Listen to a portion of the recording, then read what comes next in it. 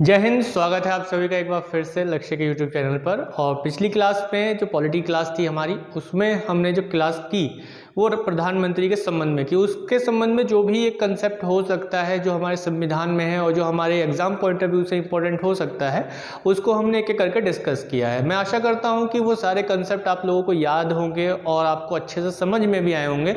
और उससे पिछली क्लासें भी जो हुई हैं, उपराष्ट्रपति, राष्ट्रपति, मूल अधिकारों को लेकर, राज्य के नीति निर्देशक तत्वों को लेकर, मौलिक कर्तव्यों को लेकर, नागरिकता को लेकर, और इसके साथ साथ संघ एवं राज्य क्षेत्र एवं उद्देशिका को लेकर जो क्लासें हुई हैं वो आप सभी को बहुत अच्छे से क्लेरिफाई होंगी और आप लोगों ने उसे बड़े ही प्रेम के साथ अपने मस्तिष्क में सहज कर भी रखा होगा।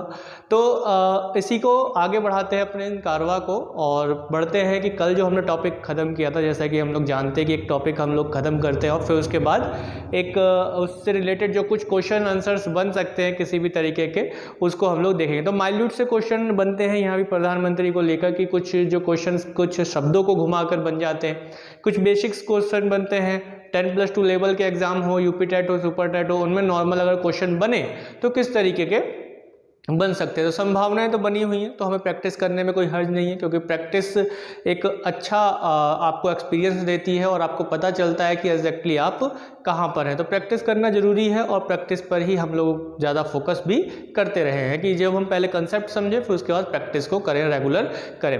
तो 9 से 10 हमारी जो रेगुलर क्लास होती है वो होती ही रहेगी।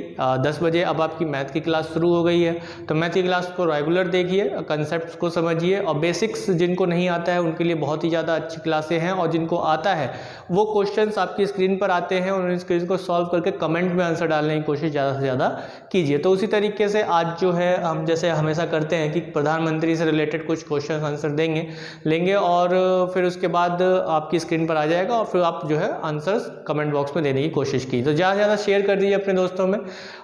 लाइव आने की पूरी कोशिश है, जब तक आप लोगों का सपोर्ट नहीं रहेगा लाइव ऐसे नहीं आ सकते हैं। तो ज़्यादा से ज़्यादा शेयर कीजिए अपने दोस्तों में और रिकमेंडेंस कीजिए कि आप वो शेयर करें आगे और सब्सक्राइब भी करें। तो चलिए शुरू करते हैं कि जो प्रधानमंत्री है उसको रिलेट करके किस तरीके के क्वेश्चंस हमारे एग्जाम में पुटअप हो सकते हैं, बन सकते हैं। अब मैं सभी तरीके के एग्जाम्स को लेके चल रहा हूँ, स्टेटमेंट वाइज जिसमें क्वेश्चन बन जाते हैं, जैसे यूपीएससी, यूपीपीएससी या बिहार पीसीएस है या अदर्स जो लोक सेवा आयोग, अदर स्टेट्स के जो लोक सेवा आयोग के एग्जाम्स हैं, तो उन सब में क्वेश्चंस बड़े आराम से इससे क्रिएट हो सकते हैं।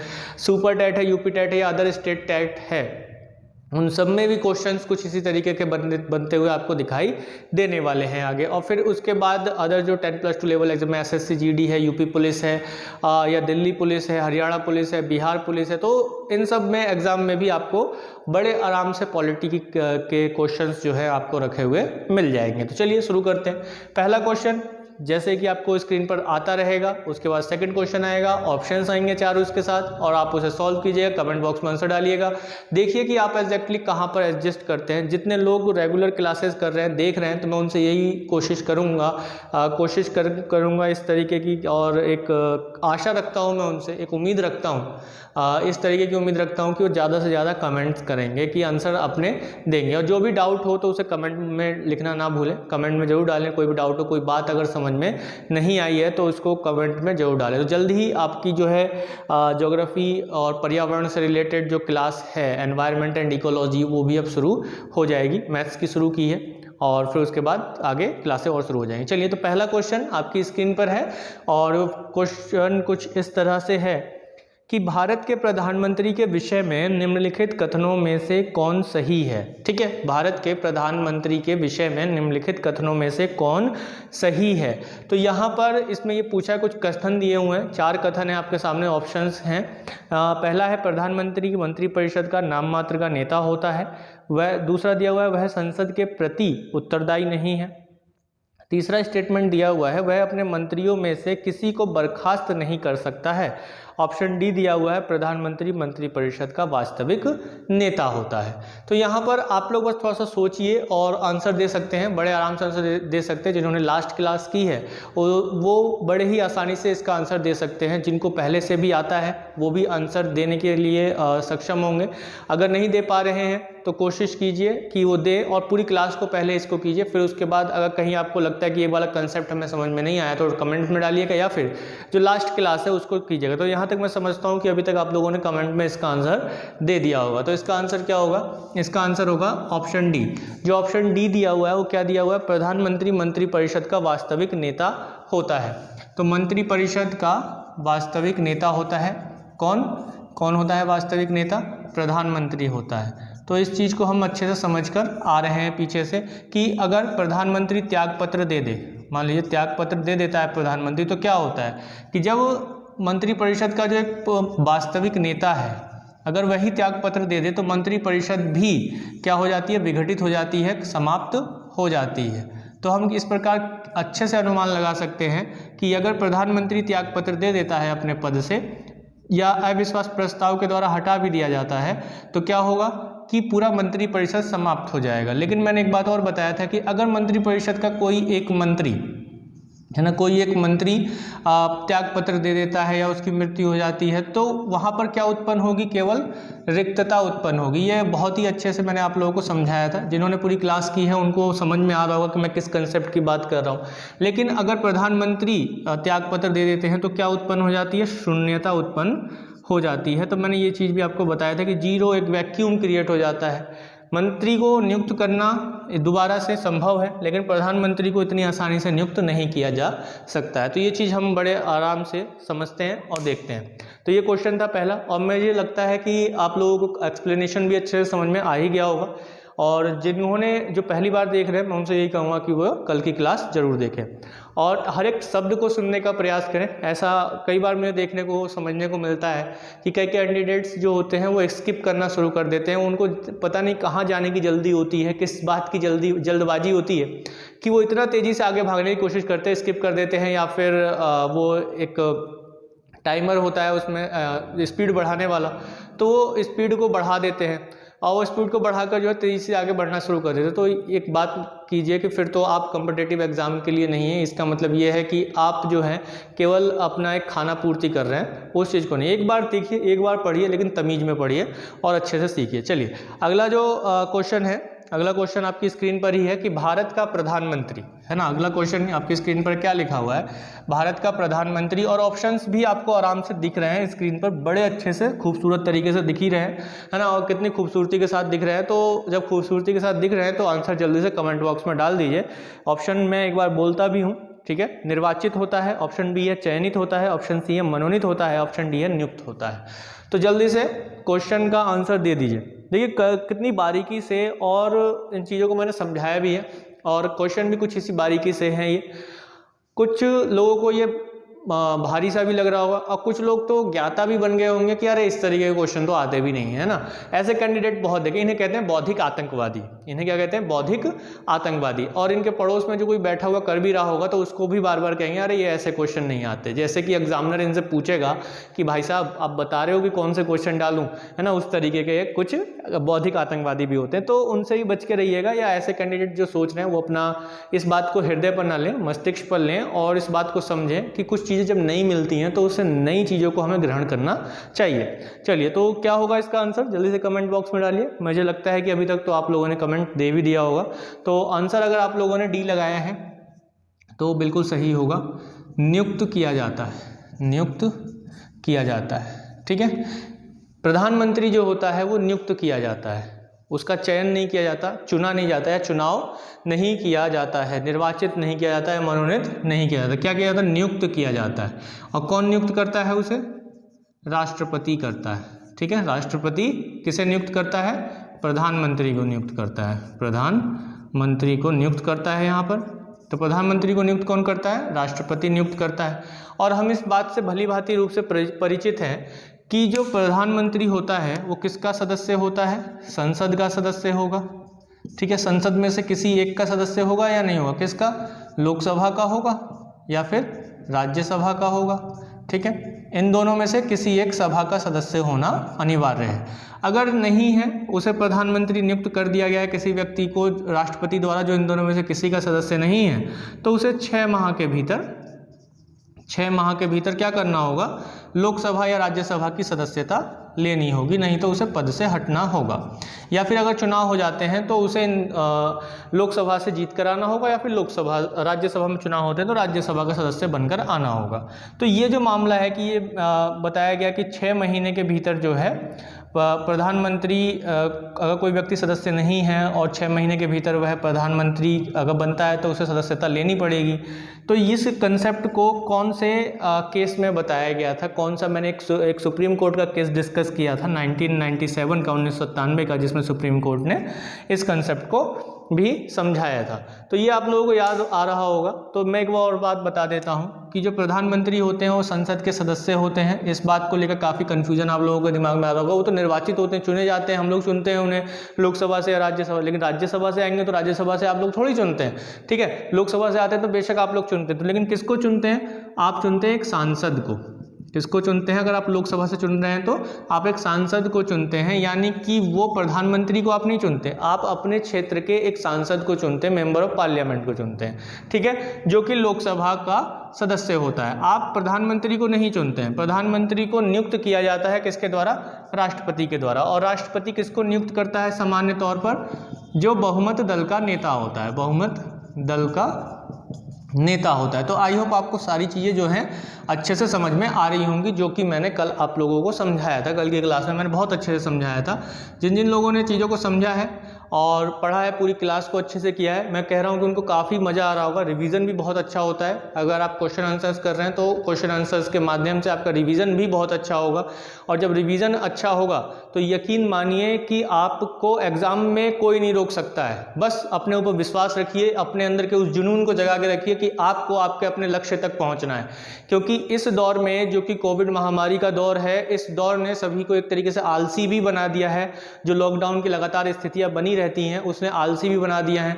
बहुत से लोग अपनी बौद्धिक क्षमता को खो रहे हैं, मतलब कि जिस तरीके के वो पहले एक्टिव थे वो एक्टिव नहीं है, यानी कि अपने एजुकेशन को लेकर अब वो थोड़े शिथिल हो चुके हैं। अब वो शायद तब जगें जब लॉकडाउन खत्म होगा और एग्जाम सिर पे होगा, तो वो तब जगेंगे शायद। तो ऐसा मत कीजिएगा तुरंत। जो है अभी जिन लोगों ने, मैंने कल की क्लास में भी एक बात बोली थी ये, और मुझे 100% यकीन है कि बहुत से लोग मेरी इन बातों को स्किप करके आगे निकल ही जाते होंगे कि पता नहीं बड़ा लंबा टाइम ले रहे हैं, क्या बोल रहे हैं ना, तो जितनी ज़रूरत है उतना ही लें।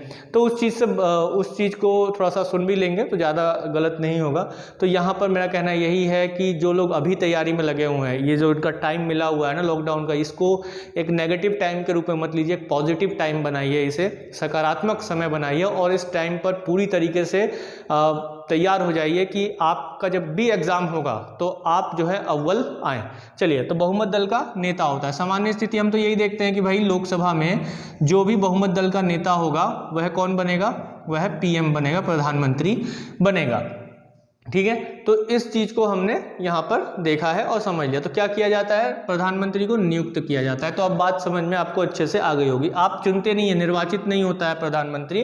प्रधानमंत्री क्या होता है, नियुक्त होता है। नहीं तो राज्यसभा से आप लोग निर्वाचित थोड़ी करते हैं सीधे तौर पर, वो तो अप्रत्यक्ष रूप से राज्यसभा के सदस्य निर्वाचित होते हैं। या फिर जो लोग जो 6 महीने के लिए बना है, यानी कि जो ना तो लोकसभा का सदस्य ना ही राज्यसभा का सदस्य, तो वो कहाँ से निर्वाचित हो, वो भी निर्वाचित नहीं हुआ, ठीक है। उसे सदस्यता अगर राज्यसभा से मनोनीत कर दिया जाए या फिर राज्यसभा से वो आ जाए बन के, तो आप तब भी उसे नहीं चुनेंगे। तो यहाँ पर क्या होता है, नियुक्त होता है। तो अब बात आप लोगों को अच्छे से क्लियर हो गई होगी और कुछ नया भी आप लोगों को सीखने को मिला है। अगर कुछ नया सीखने को मिल रहा है, नॉलेज आपकी बहुत ज़्यादा गेन हो रही है, तो शेयर कर दीजिए अपने दोस्तों में, ज़्यादा से ज़्यादा सपोर्ट कीजिए, हमें लाइक कीजिए। और जिन लोगों ने अगर सब्सक्राइब नहीं किया, सब्सक्राइब करना ना भूलें। बार बार हमें ये कहना पड़ता है ताकि आप सपोर्ट करें, तो प्लीज़ कर दीजिए। ताकि देखिए अब तो मैं प्लीज़ भी बोल रहा हूँ, तो यहाँ पर शेयर करना है, शेयर कर दीजिए ज़्यादा से ज़्यादा अपने दोस्तों में। चलिए अगला क्वेश्चन लेते हैं। नेक्स्ट क्वेश्चन इजी क्वेश्चन है और मैं आशा करता हूँ कि आप लोग इसे बड़े ही आसानी से कर लेंगे। और इसका आंसर कमेंट बॉक्स में 10 सेकंड से पहले तो आ ही जाएगा। अब आप लोगों पर मुझे पूरा भरोसा है कि आप लोग जो रेगुलर देख रहे हैं क्लास, वो इतने धुरंधर बन गए हैं, जो जिनको मैं कह सकता हूँ लक्ष्य के धुरंधर, ठीक है। और वो ऐसे धुरंधर बन गए होंगे कि उनके सामने अब पॉलिटी से रिलेटेड एक कंसेप्चुअल चीज़ों को रख दिया जाए तो वो पीछे नहीं हट सकते हैं। इसी तरीके से आपको हर एक विषय में कोशिश की जाएगी धुरंधर बनाए जाने की। चलिए तो बस सपोर्ट करते रहिए। क्वेश्चन आपकी स्क्रीन पर है कि प्रधानमंत्री की नियुक्ति कौन करता है। देखिए ये अब एक क्वेश्चन था, प्रधानमंत्री की नियुक्ति कौन करता है। अभी मैंने जो दूसरा क्वेश्चन किया उसमें ही उसके एक्सप्लेनेशन में ही सारी चीज़ें मैंने बता दी है ना। ऑप्शंस क्या दिया हुआ है, राष्ट्रपति, लोकसभा अध्यक्ष, राज्यसभा का सभापति, उपराष्ट्रपति। तो कौन करेगा, तो सीधा सा आंसर है ऑप्शन ए, राष्ट्रपति। तो देखिए एक क्वेश्चन कीजिए और एक क्वेश्चन से कई सारे क्वेश्चंस अपने आप ही क्रिएट हो जाएंगे, प्रश्न कई बार बन जाएंगे। और एक टॉपिक से बनते हैं तो कोई टॉपिक अलग इधर उधर नहीं होगा। और आप लोगों को प्रैक्टिस अगर इसी तरीके से करेंगे तभी आप लोगों को अच्छे से चीज़ें याद हो पाएंगी। तो कौन नियुक्त करता है, कौन नियुक्त करता है, राष्ट्रपति। प्रधानमंत्री कौन नियुक्त करता है, राष्ट्रपति। और ये कंसेप्ट किस में बताया गया है, ये जो कंसेप्ट है किस आर्टिकल में है, किस अनुच्छेद में बताया गया है, तो अनुच्छेद 75 में इस चीज़ को समझाया गया। जो आर्टिकल 75 है उसमें इस चीज़ को बताया गया है कि जो राष्ट्रपति होंगे वो किसको नियुक्त करेंगे, पीएम को नियुक्त करेंगे। और पीएम किसको नियुक्त करेंगे, जो बहुमत दल का नेता होगा। कहाँ का नेता होगा, बहुमत दल का नेता होगा। अब मान लीजिए कि लोकसभा में बहुमत दल का नेता कहाँ से होगा, लोकसभा से होगा, है ना। अब ये कंडीशन बन गई कि लोकसभा में बहुमत स्पष्ट है ही नहीं, बहुमत स्पष्ट नहीं है। अब जब बहुमत स्पष्ट नहीं है तो क्या होगा, जब बहुमत स्पष्ट नहीं है तब क्या होगा, तब ये कंडीशन आएगी निकल के कि राष्ट्रपति अपने विवेक का उपयोग करेंगे, राष्ट्रपति स्वविवेक का इस्तेमाल करेंगे। और क्या करेंगे, किसको मौका देंगे, जो सबसे बड़ा दल होगा, है ना, जो सबसे बड़ा दल होगा। कल की क्लास में बहुत अच्छे से बताया सबसे बड़ा दल किस तरीके से होगा, या फिर जो गठबंधन वाली सरकार होगी या गठबंधन का नेता जो होगा उसको मौका देंगे कि वो क्या बनाए, अपनी सरकार बनाए। लेकिन इस कंडीशन में क्या होगा कि जो उनको सरकार बना दी गई है, ठीक है, जिनको सरकार बनाने की राष्ट्रपति ने अनुमति दे दी है, नियुक्त कर दिया है किसके, सबसे बड़े दल के नेता को या फिर गठबंधन का जो नेता है उसको अब क्या नियुक्त कर दिया है, राष्ट्रपति ने पीएम नियुक्त कर दिया है। लेकिन मैंने आप लोगों को एक कंसेप्ट और बताया था, 1980 में 1980 में एक केस हुआ था उच्च न्यायालय में। कहाँ पर, उच्च न्यायालय में। देखिए रिवीजन कितना अच्छा हो रहा है, एक से दूसरी चीज़ें निकल के आ रही हैं। उच्च न्यायालय में एक केस हुआ था, कहाँ के उच्च न्यायालय में, दिल्ली उच्च न्यायालय में। जब दिल्ली उच्च न्यायालय में, दिल्ली हाई कोर्ट में एक केस हुआ तो उस केस में क्या कहा, दिल्ली हाई कोर्ट ने ये कहा कि यह आवश्यकता नहीं है कि कोई व्यक्ति अपना बहुमत सिद्ध जो है नियुक्त होने से पहले करे, तो नियुक्ति के बाद, है ना। हाई कोर्ट ने क्या कहा कि नियुक्ति के बाद बहुमत सिद्ध कर सकता है, बहुमत सिद्ध कर सकता है। तो बहुमत सिद्ध कर सकता है, ऐसा 1980 में दिल्ली हाई कोर्ट ने कहा। यानी कि राष्ट्रपति किसी को पीएम नियुक्त कर दे किस तरह से, इन दो मामलों के आधार पर। तो उसको जो है हमारे संविधान में या बाद में जो टाइम दिया गया वो ये टाइम दिया गया कि 1 माह के भीतर उसे जो है अपना बहुमत सिद्ध करना पड़ेगा, यानी कि फ्लोर टेस्ट पर सदन में अपना विश्वास मत हासिल करना पड़ेगा। तो देखिए ऐसा ही केस अगर मैं करंट अफेयर से जोड़ूं तो हमारा एक पड़ोसी देश है जिसका नाम है नेपाल, है ना। नेपाल हमारा पड़ोसी देश है और उसकी लोकेशन तो आप जानते ही हैं। और अंतर्राष्ट्रीय सीमाएं हमारे कुछ राज्यों से लगती हैं, जिसमें उत्तराखंड है, उत्तर प्रदेश है, बिहार है, पश्चिम बंगाल है और सिक्किम है। इनके साथ अंतर्राष्ट्रीय सीमा हमारी नेपाल के साथ लगती है। तो नेपाल में अभी क्या हुआ है, नेपाल में अभी यही हुआ है कि वहाँ की जो राष्ट्रपति हैं विद्या देवी जी, उन्होंने क्या किया है, विद्या देवी भंडारी जी, उन्होंने अभी वहाँ की संसद को, लोकसभा को विघटित कर दिया है। क्यों, क्योंकि वहाँ पे ना तो अभी ओपी ओली जो वहाँ पर अभी पीएम थे वो अपना बहुमत सिद्ध नहीं कर पाए और ना ही विपक्ष के नेता जो है अपना बहुमत सिद्ध कर पाए। जब बहुमत ही सिद्ध नहीं पाया, कोई स्पष्ट सरकार ही नहीं बन पाई, तो उन्होंने लोकसभा को विघटित कर दिया। तो नेपाल का जो अनुच्छेद है, नेपाल का अनुच्छेद आपने आज का जो करंट अफेयर्स देखा होगा सुबह जो अभी 7 बजे अपलोड हुई थी आज, तो उसमें करंट अफेयर्स में मैंने इस चीज़ को बताया हुआ है कि आर्टिकल 76 जो नेपाल का संविधान है, जो नेपाल का संविधान। अब कई लोग कह रहे होंगे नेपाल के संविधान से हमको क्या लेना देना। देखिए चीज़ों को रेफरेंस के थ्रू जो है याद रखने की ज़रूरत होती है। तो नेपाल का जो संविधान है कहीं ना कहीं इंस्पायर है हमारे संविधान से, है ना। देखिए 76वां जो अनुच्छेद है वो भी वहाँ के प्रधानमंत्री को वगैरह को लेकर है, नियुक्ति को लेकर है, राष्ट्रपति को शक्ति देता है। वैसे देखिए 75 और 74, 75, 76, 77, 78 ऐसे जो है वो भी हमारे राष्ट्रपति को PM के संबंध में, मंत्रिपरिषद के संबंध में बातें करता है। तो यहाँ पर 76 में इस तरीके की पूरी यही सारा कंसेप्ट दिया हुआ है। जैसे आप लोग यहाँ पढ़ रहे हैं ना, हमारे देश में जो जैसे ये बोला हुआ है कि सिद्ध नहीं कर पाएंगे, गठबंधन नहीं हो पाएगा, स्पष्ट बहुमत नहीं मिल पाएगा, तो उनको वहाँ पर भी 30 दिन का समय दिया जाता है, 1 महीने का समय दिया जाता है अगर किसी को ऐसे लाया जाता है। तो देखिए नेपाल का जो संविधान है वो भारतीय संविधान से एक तरीके इंस्पायर्ड है, भारतीय संविधान के विचारों को ही लेकर उसने भी अपना संविधान क्रिएट किया है, बनाया। ज़्यादा पुराना संविधान नहीं है उसका। संविधानों को बनने की प्रक्रिया उसकी लगभग 1990 के बाद से शुरू हुई, उससे पहले वो राजशाही था और 2008-9 में जाकर उसका संविधान एक तरीके से बनकर तैयार हुआ। लेकिन कई बार उसमें चीज़ें गड़बड़ होती गई और कई चीज़ें उसमें बदली भी गई। तो यहाँ पे इंस्पायर्ड है हमसे ही। और तो नेपाल, अभी आपने आज का करंट अफेयर्स देखा होगा तो मैंने उसमें बहुत अच्छे से इसको समझाया भी। चलिए तो इसके बाद अगला क्वेश्चन लेते हैं। तो यहाँ तक मुझे लगता है कि आप लोगों को ये क्वेश्चन भी बहुत ही अच्छे से समझ में आ गया होगा। तो आशा करता हूँ कि सारी चीज़ें आपको अच्छे से समझ में आ रही है। रिवीजन हो रहा है तो थम्स अप कर दीजिएगा, यस बोल दीजिएगा। अगर पूरा आप लोग देख रहे हैं तो मेरी इस क्लिप को भी सुनेंगे और आगे बढ़ेंगे। चलिए अगला क्वेश्चन लेते हैं कि प्रधानमंत्री को, क्वेश्चंस आपके स्क्रीन पर है कि प्रधानमंत्री को उसके पद के गोपनीयता की शपथ कौन दिलवाता है। प्रधानमंत्री को उसके पद की गोपनीयता की शपथ कौन दिलवाता है। तो ऑप्शंस आपके सामने ही है। मुझे लगता है कि इसका आंसर देने में आपको 3 सेकंड भी नहीं लगे होंगे। जैसे ही आपने इस क्वेश्चन और आंसर स्क्रीन पर देखा होगा, 3 सेकंड से पहले आपने इसका आंसर दे दिया होगा। तो एक्सप्लेनेशंस क्या कहता है हमारा, ऑप्शंस पहले देख लेते हैं। राष्ट्रपति, उपराष्ट्रपति, लोकसभा अध्यक्ष, मुख्य न्यायाधीश सुप्रीम कोर्ट का। तो यहाँ पे क्या होगा आंसर, कौन दिलाता है गोपनीयता की शपथ। सीधी सी बात, हमने पीछे भी पढ़ा है, राष्ट्रपति। ठीक है, तो जो राष्ट्रपति हैं, भारत के राष्ट्रपति हैं, वो प्रधानमंत्री की नियुक्ति करते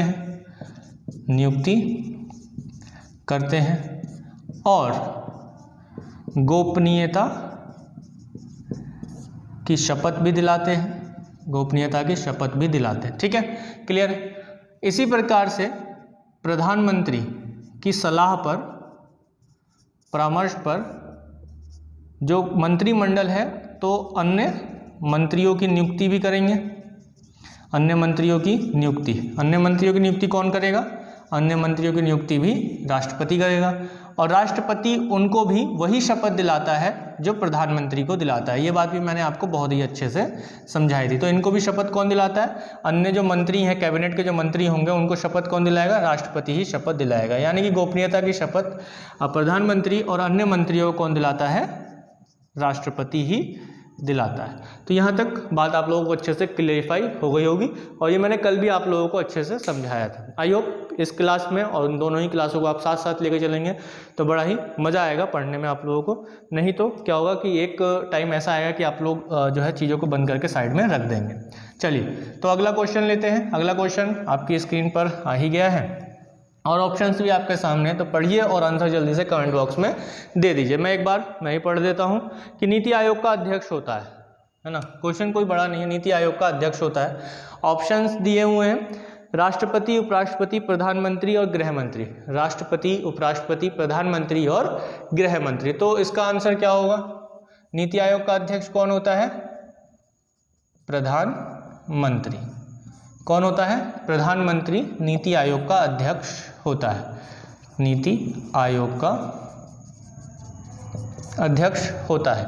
ठीक है, नीति आयोग पहले जो था यानी कि 2014 में नीति आयोग बना। इससे पहले जो इसका स्वरूप था वो स्वरूप कुछ और था, यानी कि ये योजना आयोग और राष्ट्रीय विकास परिषद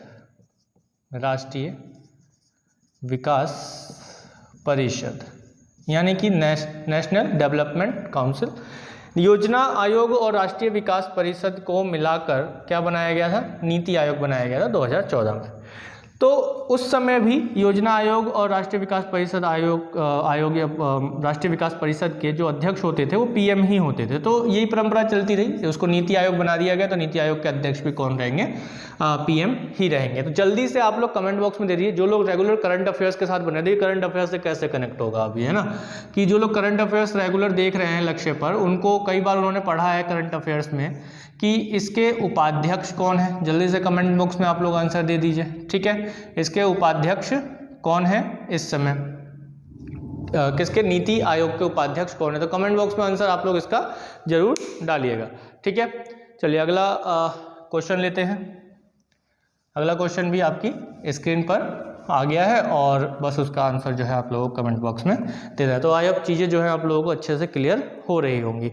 अगर कोई भी डाउट आपका बचता है तो कमेंट बॉक्स में जरूर डालिए, भूलिए नहीं, और शेयर करना तो बिल्कुल मत भूलिएगा, ठीक है। शेयर कर दीजिए, कभी ना कभी कोई ना कोई तो शेयर करता ही है, इतना बोलने पर, है ना। वो एक कहानी तो आप लोगों ने सुनी होगी कि पत्थर पर बार बार रस्सी के घिसने से क्या होता है कि पत्थर भी कट जाता है। तो उसी तरीके से आप लोगों से जब मैं बार बार कहूँगा तो कभी ना कभी तो आप शेयर करेंगे, ठीक है। चलिए, जो लोग कर रहे हैं उनका बहुत बहुत धन्यवाद, और अपने दोस्तों से सब्सक्राइब करवा रहे हैं, बहुत बहुत धन्यवाद। चलिए, तो इसके बाद अगला क्वेश्चन लेते हैं। संसदीय तंत्र में वह व्यक्ति प्रधानमंत्री चुना जाता है जो निम्न का नेता होता है। संसदीय तंत्र में वह व्यक्ति प्रधानमंत्री चुना जाता है जो निम्न का नेता होता है। तो कौन का नेता होता है, चलिए, तो ऑप्शन ए दिया हुआ है उच्च सदन में बहुमत दल, ऑप्शन बी दिया हुआ है निम्न सदन में बहुमत दल, ऑप्शन सी दिया हुआ है उच्च सदन में अल्पमत, ऑप्शन डी दिया हुआ है निम्न सदन में अल्पमत।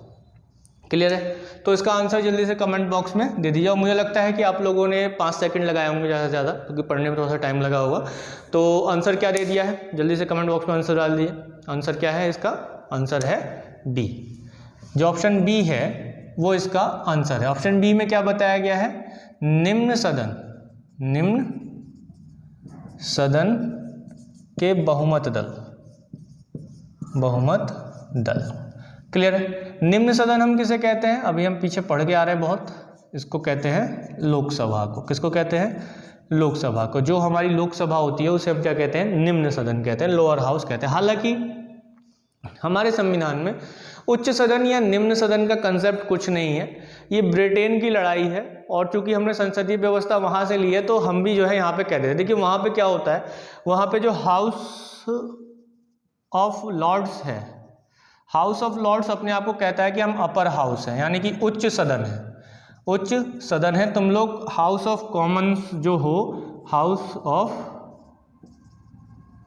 कॉमन्स जो हो वो क्या है, तुम लोग निम्न सदन हो, तुम लोग छोटे हो हमसे, ठीक है, तुम लोगों को हमारी बात माननी चाहिए, सुननी चाहिए। तो उसी तरीके से क्या किया गया है कि लोकसभा को हम भी जो है निम्न सदन कह देते हैं और राज्यसभा को उच्च सदन कह देते हैं। तो ये लड़ाई जो है ब्रिटेन की है, वो लड़ाई भी हमने संसदीय व्यवस्था के साथ साथ हमने भी एडॉप्ट कर लिया, उसको भी हमने सीख लिया है और लड़ते रहते हैं आपस में, उच्च सदन निम्न सदन। हालांकि नॉर्मली हम लोग मानते, संविधान में उच्च सदन और निम्न सदन का कोई उल्लेख नहीं किया गया है। हालांकि संविधान में पहले जो व्याख्या की गई है वो राज्यसभा की गई है, राज्यसभा की गई है। तब बाद में जो है लोकसभा के बारे में बताया गया है, 79, 80, 81। तो जो ये आर्टिकल्स हैं मेनली 80 जो आर्टिकल है 80, तो उसमें हम क्या देखते हैं कि राज्यसभा को पहले बताया, फिर उसके बाद जो है जाकर लोकसभा को बताया गया। तो इस वजह से भी हम लोग देखते हैं कि राज्यसभा को उच्च सदन में मान लिया जाता है, कहा जाता है कि पहले जो है इसकी व्याख्या की गई, इसलिए ये उच्च सदन है। तो लोकसभा का बहुमत दल का नेता होता है कौन, प्रधानमंत्री। वह व्यक्ति चुना जाता है जो निम्न सदन का बहुमत दल का क्या हो, नेता हो, ठीक है। और लोकसभा का मतलब निम्न सदन का मतलब क्या हो गया, लोकसभा हो गया, ठीक है, लोकसभा हो गया। तो लोकसभा में जो सांसद होते हैं इसमें बहुमत होता है वो। तो अभी ये चीज़ भी हम पीछे की तरफ पढ़कर आ ही रहे हैं। चलिए अगला क्वेश्चन है, मंत्रिमंडल यानी केंद्रीय मंत्रिमंडल की बैठक की अध्यक्षता कौन करता है। केंद्रीय मंत्रिमंडल के बैठक की अध्यक्षता कौन करता है। ऑप्शंस आपके स्क्रीन पर हैं, राष्ट्रपति, उपराष्ट्रपति, लोकसभा अध्यक्ष या प्रधानमंत्री, ठीक है। तो मंत्रिमंडल की बात की गई है, इसका आंसर भी कमेंट बॉक्स में बड़े ही आसानी से आ गया होगा, डी है मंत्रिमंडल। तो जो मंत्रिमंडल है उसकी बैठक हो रही है, मैंने कल भी आप लोग क्लास में अच्छे से इस चीज़ को बताया है। तो उस बैठक की अध्यक्षता कौन करता है, अध्यक्षता करता है पीएम, पीएम क्यों करता है? क्योंकि ये वास्तविक, अभी सब पहला या दूसरा क्वेश्चन ऐसे ही था हमारा, वास्तविक नेता होता है। ठीक है, ये क्या होता है? वास्तविक नेता होता है मंत्रिमंडल का। अगर ये त्यागपत्र दे दे तो पूरा का पूरा मंत्रिमंडल जो है शून्य हो जाएगा। तो इस चीज़ को हम लोग यहाँ पर समझते हैं। ठीक है, तो ये एक क्वेश्चन हो गया, इजी क्वेश्चन है, आसान क्वेश्चन था, और मैं समझता हूँ कि ऐसे क्वेश्चन आप लोगों को एग्जाम में भी देखने को मिलेंगे, इस बात की मैं आशा करता हूँ। और इसके साथ साथ जब आपके प्रैक्टिस में होगा तो क्वेश्चन किसी भी तरीके से घुमा के पूछ ले, शब्दों को थोड़ा सा हेर फेर कर दे, लेकिन उसके बाद भी जो है आप इसका आंसर अच्छे से दे पाएंगे। चलिए, अगला क्वेश्चन है आपकी स्क्रीन पर है, और इस क्वेश्चन का आंसर देने में आपको बिल्कुल भी दिक्कत नहीं होगी। प्रधानमंत्री की नियुक्ति राष्ट्रपति करता है, यह किस अनुच्छेद में वर्णित है? प्रधानमंत्री की नियुक्ति राष्ट्रपति करता है, यह किस अनुच्छेद में वर्णित है? ऑप्शन है आपके पास अनुच्छेद 61, अनुच्छेद 70, अनुच्छेद 75, अनुच्छेद 85। तो क्या होगा इसका आंसर? इसका आंसर क्या होगा? जल्दी से कमेंट बॉक्स में दे दीजिए। अभी मैंने इसको समझाते हुए भी पहला या दूसरा क्वेश्चन बताते हुए भी मैंने समझाया था। तो क्या होगा इसमें? अनुच्छेद 75। अनुच्छेद 75 ऑप्शन जो भी है देख लीजिएगा क्या ऑप्शन दिया हुआ है, ए बी सी में से कौन सा दिया हुआ है? सी ऑप्शन दिया हुआ है इसके लिए क्वेश्चन में। तो 75 में क्या बताया गया कि नियुक्ति करेगा, किसकी भी नियुक्ति करेगा? मंत्रियों की नियुक्ति करेगा, है ना, मंत्री की नियुक्ति करेगा। मंत्रियों में एक होगा प्रधानमंत्री, यानी कि मंत्रियों का प्रधान, जो सबको नियंत्रित करेगा, संचालित करेगा, जो मंत्रालय हैं वो सब चीज़ें मंत्रालय वगैरह आवंटित करेगा। ठीक है, उनको त्यागपत्र देने की सलाह भी दे सकता है, राष्ट्रपति से कहकर उनको बर्खास्त भी करवा सकता है। तो ये मंत्रियों का प्रधान होगा एक, और उसके अलावा अन्य मंत्रियों की भी नियुक्ति करेगा, अन्य मंत्रियों की नियुक्ति करेगा। कौन करता है ये नियुक्ति? राष्ट्रपति करता है। तो ये चीज़ हम पीछे भी अभी पढ़कर आ ही रहे हैं और देख रहे हैं। ठीक है, तो क्वेश्चंस कुछ ज़्यादा हैबिचुअल नहीं है, या आप कह सके कि काफ़ी भारी भरकम प्रश्न है, वो ऐसा कुछ नहीं है। तो अगला प्रश्न हम लोग लेते हैं। अगला प्रश्न क्या है? अगला प्रश्न आपकी स्क्रीन पर है कि भारत के प्रधानमंत्री पद के लिए उम्मीदवार की कम से कम कितनी उम्र होनी चाहिए? भारत के प्रधानमंत्री के पद के लिए उम्मीदवार की कम से कम कितनी उम्र होनी चाहिए? ऑप्शन है 25 वर्ष, 30 वर्ष, 35 वर्ष या 40 वर्ष। तो ये क्वेश्चन भी बड़ा ही इजी क्वेश्चन है, आप लोग इसका आंसर आंख बंद करके भी दे सकते हैं ना, आंख बंद करके भी लिख सकते हैं। अब वो बात दूसरी है कि आंख बंद करके आपको दिखता है या नहीं, ठीक है, लेकिन आंसर दे सकते हैं। कहावत है ना कि आंख बंद करके भी कर सकते हैं, मतलब इतना आसान है ना। या फिर ये तो मेरे बाएं हाथ का खेल है, तो ये बाएं हाथ का खेल होना चाहिए। तो क्या होगा आंसर इसका? इसका आंसर होगा ऑप्शन ए। ऑप्शन ए क्या है? 25 वर्ष। 25 वर्ष हम लोग जानते हैं कि लोकसभा का सदस्य बनने के लिए, सांसद बनने के लिए न्यूनतम आयु कितनी दी गई है? 25 वर्ष दी गई है। तो सीधी सी बात है, अभी मैंने आप लोगों को शुरू में ही बताया कि उसे नियुक्त किया जाता है किस में से? लोकसभा के सदस्यों में से मेनली नियुक्त किया जाता है। तो न्यूनतम आयु जो है 25 वर्ष रखी गई है। लेते हैं अब अगला प्रश्न अपना। अगला प्रश्न क्या है? अगला प्रश्न है कि अगला प्रश्न लेते हैं। अगला प्रश्न है आपका कि भारत के प्रधानमंत्री का पद है। ऑप्शन है आपके सामने स्क्रीन पर। परंपरा पर आधारित, संसद द्वारा सृजित, संविधान द्वारा सृजित या राष्ट्रपति द्वारा सृजित। तो क्या होगा इसका आंसर? इसका आंसर क्या होगा? जल्दी से कमेंट बॉक्स में दीजिए कि भारत के प्रधानमंत्री का पद है, किसके द्वारा सृजित किया गया है? तो ऑप्शंस आपके सामने हैं, थोड़ा सा दिमाग लगाइए, आंसर हो जाएगा बड़ी ही आसानी से। कंसेप्चुअल क्वेश्चंस हैं, इसी तरीके के क्वेश्चंस आपको एग्जाम्स में भी देखने को मिलेंगे। और ऐसे क्वेश्चंस ये समझिए कि हम जो लड़ाई कर रहे हैं, हम लड़ाई कर रहे हैं एक एक नंबर की, पॉइंट्स नंबर्स की भी लड़ाई कर रहे हैं हम लोग, कि हमें जो है 0.25 भी मिल रहा है तो हमें खींच लेना है। हमें कोई भी ऐसा नंबर नहीं छोड़ना है जिसकी वजह से हम जो है मेरिट से बाहर हो। तो हमें इस वास्तविकता को भी ध्यान में रखना है कि हमें लड़ना है, और एक एक नंबर के लिए पॉइंट नंबर के लिए लड़ना है। तो ऐसा कोई भी क्वेश्चन हम नहीं छोड़ने की कोशिश करेंगे जहाँ से क्वेश्चन बने, और जिस टॉपिक से क्वेश्चन बने और वहाँ से हम लोग नहीं कर पाए। ठीक है, तो चलिए क्या दिया हुआ है तो शेयर कर दीजिए अपने दोस्तों में। क्या दिया हुआ है? आंसर क्या होगा इसका? आंसर होगा सी, संविधान में सृजित है। संविधान में सृजित है। ठीक है, संविधान में कैसे सृजित है? अभी मैंने आपको बताया अनुच्छेद 75। अनुच्छेद 75 में क्या दिया गया है? अनुच्छेद 75 में मैंने आप लोगों को बताया है कि उसको निर्वाचित करने की कोई प्रक्रिया नहीं दी गई है, बस क्या बताया गया है, यानी कि प्रधानमंत्री को निर्वाचित करने की प्रक्रिया थोड़ी दी गई है, ये बताया गया है। संविधान में क्या बताया गया है कि राष्ट्रपति प्रधानमंत्री की नियुक्ति करेगा। प्रधानमंत्री की नियुक्ति, यानी प्रधानमंत्री शब्द संविधान में आता है जो कि अनुच्छेद 75 के अंतर्गत दिया गया है, तो संविधान में सृजित किया गया। आराम से समझिए, कंसेप्ट समझ लीजिए, आंसर अपने आप ही रह जाएगा, आपके दिमाग में अपने आप ही आ जाएगा। परंपराओं से थोड़ी बना है या फिर संसद द्वारा सृजित थोड़ी किया गया है कि बाद में जब हमारा देश आज़ाद हो गया तो आज़ाद होने के बाद 25 साल बाद एक संशोधन किया गया कि भाई हमारा जो है एक प्रधानमंत्री होना चाहिए, ऐसा संसद से सृजित होगा ना, तो ऐसा थोड़ी किया गया। या राष्ट्रपति के मन में आया कि भाई मैं अब जो है एक प्रधानमंत्री होना चाहिए, हमने जो है काम कर लिया, अब प्रधानमंत्री को दे देना चाहिए, तो ऐसा नहीं हुआ। संविधान में इस चीज़ को बोला गया है। क्यों बोला गया है ऐसा कि हमारा एक प्रधानमंत्री होगा? क्योंकि हमारी जो सरकार है, सरकार की कैसी व्यवस्था है? संसदीय व्यवस्था वाली सरकार है हमारी। कैसी व्यवस्था वाली है? संसदीय व्यवस्था वाली सरकार है। और हम सभी जानते हैं संसदीय व्यवस्था वाली सरकार होने के कारण जो है नाम मात्र का, कल की जो क्लास मैंने शुरू की थी इसी कंसेप्ट से की थी कि नाम मात्र का जो प्रशासक होता है वो कौन होता है? राष्ट्रपति होता है। लेकिन वास्तविक कौन होगा? वास्तविक होगा पीएम। ठीक है, पीएम कौन होगा? वास्तविक होगा, एक्चुअल होगा। ठीक है, पीएम जो है वास्तविक प्रशासक के रूप में होगा।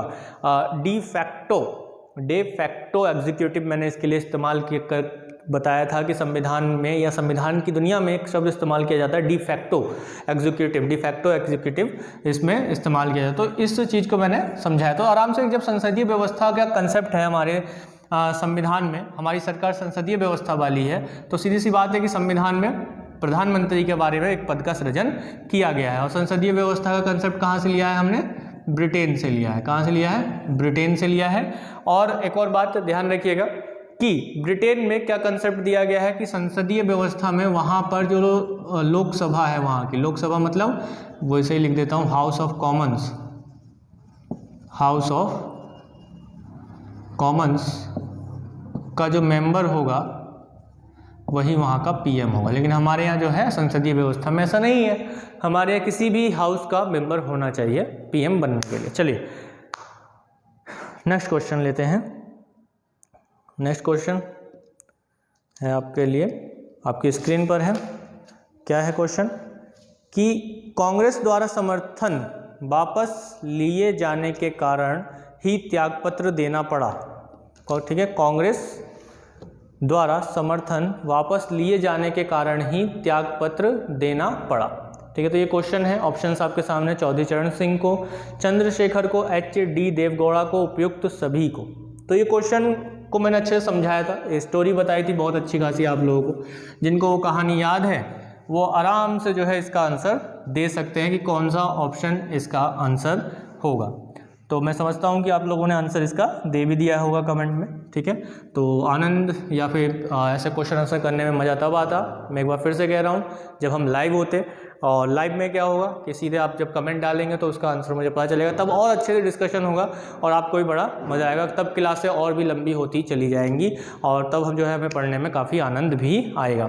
ठीक है, तो कांग्रेस, देखिए एक बात याद रखिएगा, कांग्रेस दो हो गई थी उस समय। एक कांग्रेस जो कि 1885 में बनी थी, है ना, वो कांग्रेस अब टूट चुकी थी और इंदिरा गांधी के टाइम पर एक कांग्रेस बनी थी, कांग्रेस आई, यानी कि कांग्रेस इंदिरा गांधी की एक अलग कांग्रेस बनी थी। और वही कांग्रेस जो है आज वर्तमान में जो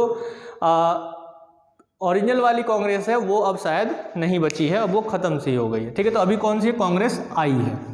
तो इंदिरा गांधी की जो कांग्रेस आई थी उन्होंने समर्थन ले लिया, समर्थन वापस ले लिया, तो किसके पद से हट गए? चौधरी चरण सिंह। तो चौधरी चरण सिंह जी जो हैं वो पद से त्यागपत्र दे देते हैं। क्यों? क्योंकि इंदिरा गांधी जो हैं वो समर्थन वापस ले लेती हैं। और यहाँ पे मैंने आपको बताया था कि नीलम संजीवन रेड्डी, नीलम संजीवन रेड्डी, ये कौन है?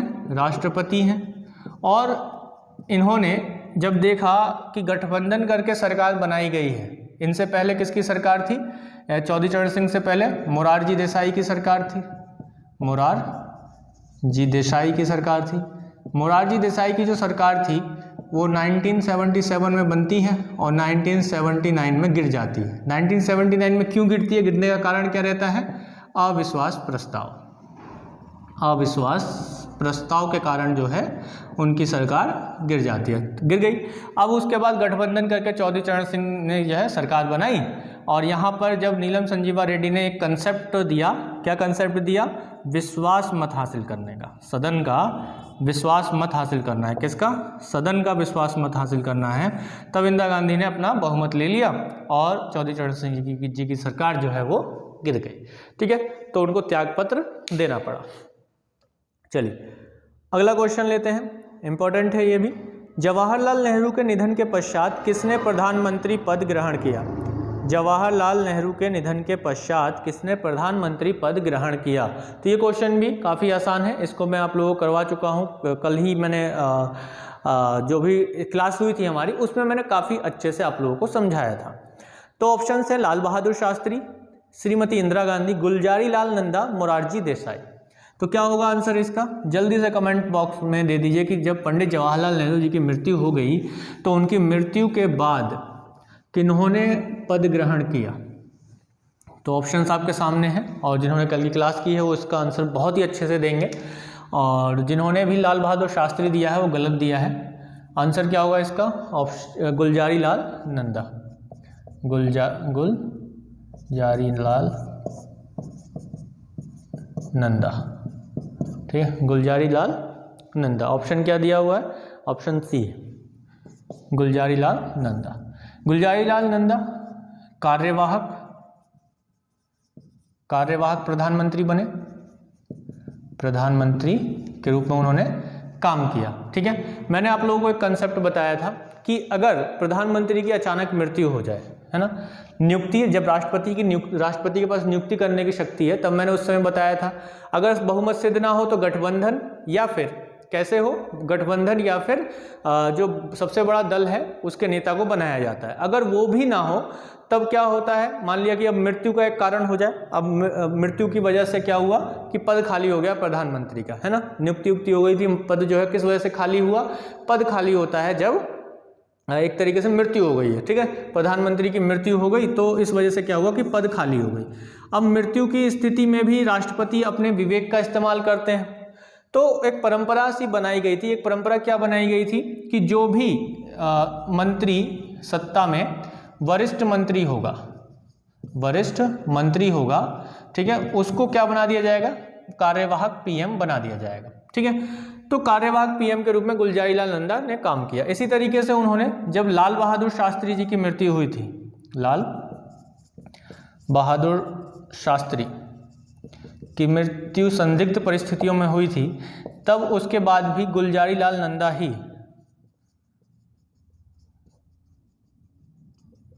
नंदा ही कार्यवाहक प्रधानमंत्री बने थे, यानी कि एक्टिंग पीएम के रूप में उन्होंने काम किया था। यानी गुलजारी लाल नंदा ने 2 बार कार्यवाहक प्रधानमंत्री के रूप में काम किया है। क्लियर है? तो ये बात भी आप लोगों को ध्यान में रखना होगा। लाल बहादुर शास्त्री के बाद कौन बने? तो गुलजारी लाल नंदा ही बने थे। और पंडित जवाहरलाल नेहरू जी के बाद कौन बने थे? गुलजारी लाल नंदा ही बने थे। अटल बिहारी वाजपेयी बोलने वाला था मैं। चलिए, तो इतना तो हो ही जाता है। तो यहाँ पर वरिष्ठ जो मंत्री थे उनका कंसेप्ट दिया गया था कि जो भी वरिष्ठ मंत्री होंगे, एक परंपरा चलाई गई कि उनको प्रधानमंत्री बना दिया जाएगा। लेकिन इस परंपरा को तोड़ा किसने? एक राष्ट्रपति हुए, ज्ञानी जैल सिंह। ये कंसेप्ट भी मैंने आपको कल समझाया था, ज्ञानी जैल सिंह। देखिए, जब बार बार हम चीज़ों को समझते हैं, पढ़ते हैं और प्रैक्टिस करते हैं तो वो अपने आप ही हमारे दिमाग में सेट हो जाती है। तो राष्ट्रपति हुए ज्ञानी जैल सिंह, और ज्ञानी जैल सिंह ने क्या किया कि जब 1984 में मृत्यु हुई किसकी? इंदिरा गांधी की मृत्यु हुई, तो उनके पुत्र राजीव गांधी को पीएम के रूप में नियुक्त कर दिया, क्योंकि अब भाई वहाँ पे विवेक काम करना है उनका। राष्ट्रपति किसी को भी विवेक के आधार पर नियुक्त कर सकते थे, तो पीएम के रूप में किसे नियुक्त किया? राजीव गांधी को नियुक्त कर दिया। जबकि परंपरा क्या चली आ रही थी कि जो भी वरिष्ठ नेता होगा उसको प्रधानमंत्री बना दिया जाएगा। तो यहाँ पे वरिष्ठ नेता जो भी थे उनको प्रधानमंत्री नहीं बनाएगा, बना दिया कि किसको? राजीव गांधी को। और फिर बाद में वहाँ कांग्रेस की जो भी सर्वदलीय बैठक है उसने प्रधानमंत्री के रूप में राजीव गांधी को ही स्वीकार कर लिया। हालांकि उसके बाद चुनाव हुए और चुनाव में राजीव गांधी जो है काफ़ी भारी बहुमत से जीतते हैं। चलिए, तो ये क्वेश्चन भी आप लोगों को समझ में आ गया होगा अच्छे से। देखिए कि क्वेश्चन है, इंपॉर्टेंट क्वेश्चन है, और सभी क्वेश्चंस के साथ जो टर्म मैंने कल आपको समझाए थे उन टर्म्स की चर्चा भी कर रहा हूँ ताकि आपका रिविजन भी अच्छे से हो जाए। अगला क्वेश्चन है आपकी स्क्रीन पर है, इसका आंसर तो आप ऐसे ही दे सकते हैं, अभी मैंने इसको समझाया है कि अविश्वास प्रस्ताव के कारण सर्वप्रथम किस प्रधानमंत्री को अपने पद से त्यागपत्र देना पड़ा। ऑप्शन है मोरारजी देसाई, चौधरी चरण सिंह, बीपी सिंह या श्रीमती इंदिरा गांधी। तो इसका आंसर क्या होगा? अभी मैंने बताया कि अविश्वास प्रस्ताव के कारण किसको अपना त्यागपत्र देना पड़ा था 1979 में। 1979 में किसने दिया त्यागपत्र? मोरारजी देसाई ने, मोरारजी देसाई। जो मोरारजी देसाई बने कौन? हमारे देश के राष्ट्र प्रधानमंत्री, उन्होंने त्यागपत्र दिया यहाँ पर, ठीक है, उन्होंने त्यागपत्र दिया था जब उनकी सरकार गिर गई थी, अविश्वास प्रस्ताव के कारण गिरी थी। चलिए अगला क्वेश्चन लेते हैं। वह प्रथम प्रधानमंत्री कौन थे जिन्होंने संसद सत्र में उपस्थित हुए बिना ही त्यागपत्र दे दिया था? संसद सत्र में उपस्थित हुए बिना ही त्यागपत्र दे दिया था। इस क्वेश्चन का मीनिंग क्या है? मीनिंग ये है कि अभी उनकी नियुक्ति हुई और जब उन्हें विश्वास मत हासिल करने के लिए कहा गया तो अभी संसद का सेशन शुरू ही नहीं हुआ था और विश्वास मत हासिल करने की बात ही, मतलब उन्होंने सदन में जाकर अपील ही नहीं की, उससे पहले त्यागपत्र दे दिया उन्होंने। ऐसा किस कंडीशन में हुआ होगा? ऐसा इस कंडीशन में हुआ होगा जब उनको पहले ही पता चल गया कि अब जो है मेरे समर्थन में कोई ज़्यादा वोट आएंगे नहीं और मैं विश्वास मत हासिल नहीं कर पाऊंगा। तो ऐसा किसके साथ हुआ? चौधरी चरण सिंह जी के साथ हुआ, क्योंकि पहले ही उन्हें पता चल गया कि इंदिरा गांधी ने अपना सपोर्ट वापस ले लिया है, तो फिर अब मेरे पक्ष में वोट डालेगा कौन? तो उन्होंने सत्र चलने से पहले ही क्या कर दिया? यहाँ पर त्यागपत्र दे दिया। तो ये क्वेश्चन भी हो जाता है आपका, आसान क्वेश्चन था ये भी, तो इसमें भी कोई रॉकेट साइंस नहीं है।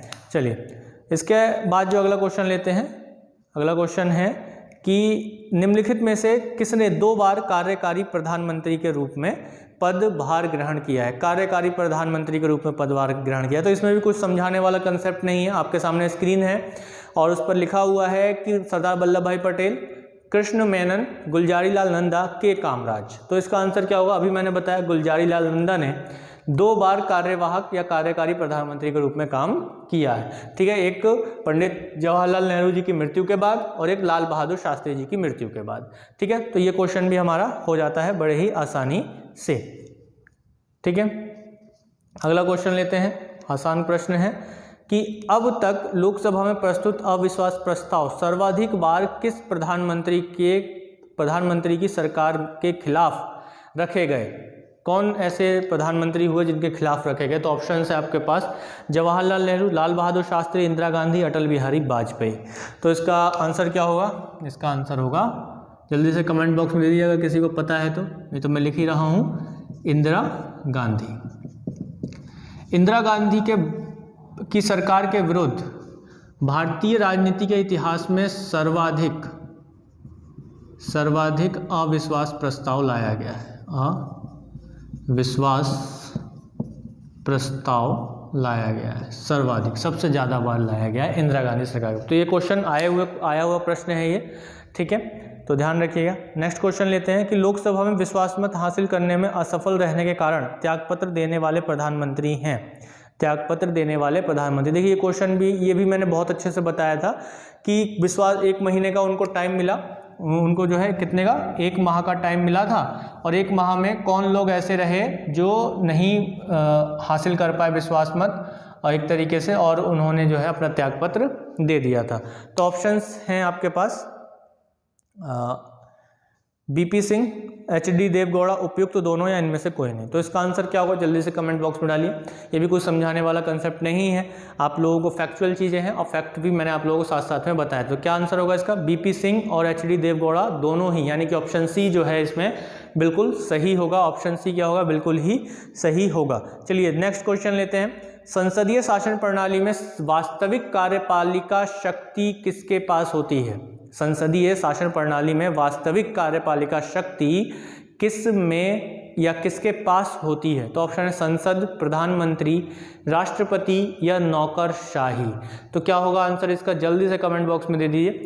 तो इसका आंसर क्या होगा? इसका आंसर होगा बी, प्रधानमंत्री, है ना। इस चीज़ को भी मैंने क्लास में कई बार आप लोगों को समझाया है, पढ़ाते हुए बताया है कि संसदीय शासन प्रणाली में वास्तविक कार्यपालिका की शक्ति किसके पास है? प्रधानमंत्री के पास। नाम मात्र का किसके पास है?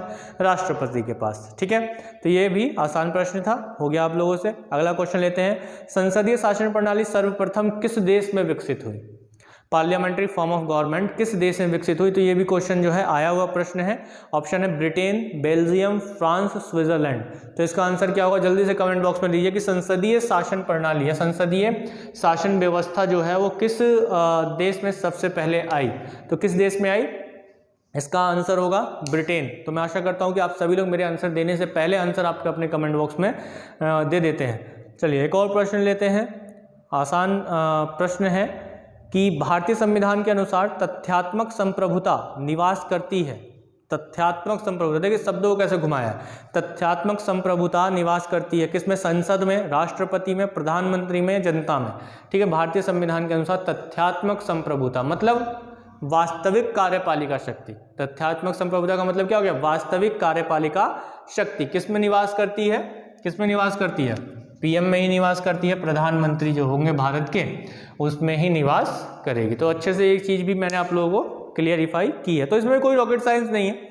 यहाँ तक मुझे लगता है कि अभी तक जो भी ये सोच रहे होंगे रॉकेट साइंस है और रॉकेट बना के हम मंगल ग्रह जाने वाले हैं, तो मंगल ग्रह भी नहीं जाने वाले। ना ही मंगल ग्रह का कोई क्वेश्चन है और ना ही संविधान आप मंगल ग्रह का पढ़ रहे हैं। मंगल ग्रह तो दूर की बात है, पड़ोसी देश का संविधान नहीं पढ़ रहे हैं, अपने ही देश का संविधान पढ़ रहे हैं। तो इतनी सी जानकारी आपको होनी चाहिए और खासतौर पर राजनीतिक व्यवस्था की बात कर रहे हैं अभी तो हम इस समय। ठीक है, चलिए तो ये चीज़ हम लोग देखते हैं। तो एक क्वेश्चन और लेते हैं, अच्छा क्वेश्चन है, लास्ट क्वेश्चन हम लेते हैं। चलिए इसको, और इस पे थोड़ा सा आप लोग सोचिएगा कि यदि भारत का प्रधानमंत्री राज्यसभा का सदस्य है तो, स्क्रीन पर आपको दिख रहा है, यदि भारत का प्रधानमंत्री राज्यसभा का सदस्य है तो ऑप्शन है आपके पास, अविश्वास प्रस्ताव की स्थिति में वह अपने पक्ष में मत नहीं दे पाएगा। ऑप्शन बी है उसे 6 महीनों के अंदर लोकसभा का सदस्य बनना होगा। ऑप्शन सी है वह लोकसभा में बजट पर नहीं बोल सकेगा। ऑप्शन डी है वह केवल राज्यसभा में ही वक्तव्य दे सकता है, यानी कि बोल सकता है। तो ऑप्शन क्या होगा इसमें कि यदि भारत का प्रधानमंत्री राज्यसभा का सदस्य है तो इनमें से कौन से काम नहीं कर सकता है? चलिए यही क्वेश्चन है, समझा भी दिया मैंने। आंसर दे दीजिए जल्दी से कमेंट बॉक्स में आप लोग, है ना। आंसर बड़ा ही आसान है, थोड़ा सा दिमाग लगाइए, सोचिए, अपने आप ही आंसर आ जाएगा निकल के। ऐसे क्वेश्चंस मैंने आपके सामने रखे नहीं हैं कि जो काफ़ी हैबिचुअल हों। आर्टिकल 74, 75 आपको पता ही है, 78 भी आप लोग जानते ही हैं। उसके कर्तव्यों को लेकर है कि किस किस प्रकार के कर्तव्य होते हैं, कि सूचना वगैरह देना राष्ट्रपति अगर मांगता है तो। ये 3 आर्टिकल बेसिकली प्रधानमंत्री को लेकर आप लोग ध्यान रखिएगा। कौन सा? 74, 75 और 78। ठीक है, इसमें क्या बताया गया है? इसमें क्या बताया गया है कि एक मंत्रिपरिषद होगा जिसका प्रमुख प्रधानमंत्री होगा और वो राष्ट्रपति की सहायता करेगा। 75 में क्या बताया गया? नियुक्ति के बारे में बताया गया। 78 में क्या बताया गया है कि प्रधानमंत्री जो है किसी प्रकार की सूचना अगर राष्ट्रपति मांगते तो उनको देगा और उनका कर्तव्य है कि वो बात बात पर सूचित करे। और इसके अलावा कैग, यूपीएससी के अध्यक्ष, इलेक्शन कमिश्नर, ऐसे जो अधिकारी हैं उनकी नियुक्ति में भी किसको परामर्श देगा? राष्ट्रपति को परामर्श देगा। तो मेनली आर्टिकल्स हैं, वो तो आपको ध्यान रखना है। इसका आंसर क्या दिया आप लोगों ने? इसका आंसर होगा, मैं आप लोगों को बता देता हूँ, अगर किसी ने अभी तक आंसर नहीं दिया है तो वो ध्यान रखिएगा, ऑप्शन ए इसका सही होगा कि अगर कोई प्रधानमंत्री राज्यसभा का सदस्य है तो वह अविश्वास प्रस्ताव की स्थिति में अपने पक्ष में मत नहीं दे सकता है। अगर लोकसभा में अविश्वास प्रस्ताव आता है, अविश्वास प्रस्ताव कहाँ आएगा? लोकसभा में आएगा। अविश्वास प्रस्ताव आता है लोकसभा में तो वो अपने पक्ष में वोट नहीं डाल सकता है कि वो अपना वोट डाल के खुद को बचा सके, इसके विपक्ष में वोट नहीं डालेगा, यानी कि अपने पक्ष में वोट नहीं डालेगा। जैसे कि राज्यसभा से आने वाले 3 कौन प्रधानमंत्री रहे हैं हमारे? इंदिरा गांधी, HD देवगौड़ा और उसके साथ साथ मनमोहन सिंह 2 बार राज्यसभा से आए हैं, 2004 और 2009 में। ठीक है, तो यहाँ तक मैं समझता हूँ कि आप लोगों को एक अच्छा खासा रिवीजन हो गया होगा प्रधानमंत्री का जो चैप्टर हमने पीछे क्लियर किया है उसको लेकर। तो अगली क्लास जो है आपकी मैथ की क्लास है, जैसे अब डेली हुआ करेगी।